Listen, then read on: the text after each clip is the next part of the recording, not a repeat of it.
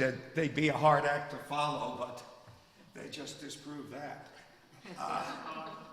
Actually, Dina is a hard act to follow, so I'm not sure I'm going to do this. You're going to need the mic. Oh, that's right, I promised. How's that, Greg? Teach you to fool around with. Actually, the kid's not here tie into a little bit into what I was going to talk to them about, and I think that that you have in your sermon, although I have not read it, but I think you may have some in there, and that's the notion of emptiness, the void. And there's an old religious tradition in Judaism and in most great religions, in one way or another, about the empty chair. And as we come towards Thanksgiving, a lot of people put an empty chair for somebody they want to remember. Now, generally, we think it's somebody who's passed away, and that's certainly part of it. But some do it for the living who can't be there during times like COVID. In fact, this may be the first Thanksgiving for some families where they're actually able, again, to celebrate it together. And some do it to have somebody that they admire, Jesus, Moses, whatever, at the table with them.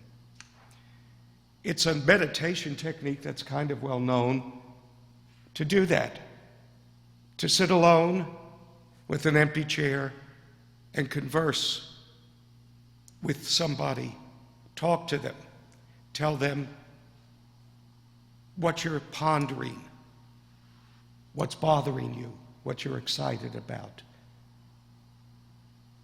It's even a part of psychotherapy. There's a technique called the empty chair. And there are some traditions where the chair is more than a chair. It's a holy object. It becomes a holy object. And even in sanctuaries, they have an empty chair. Now, I was going to tell the kids, what do you think about an empty chair? It may be hard for some of you to see, but this is a time when, you know what this is. How many have snow globes? Here, I'll even show the band.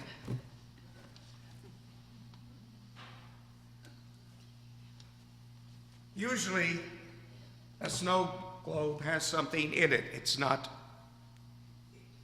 empty. It's not an empty snow globe.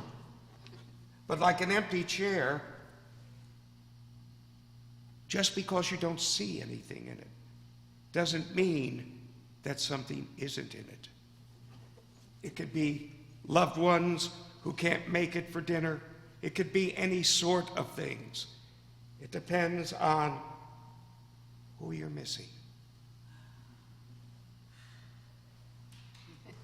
We're getting like that.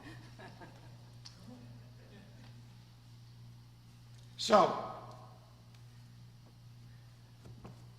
sometimes when you feel a void in your life or just want to talk, take a chair, put it down, talk to it.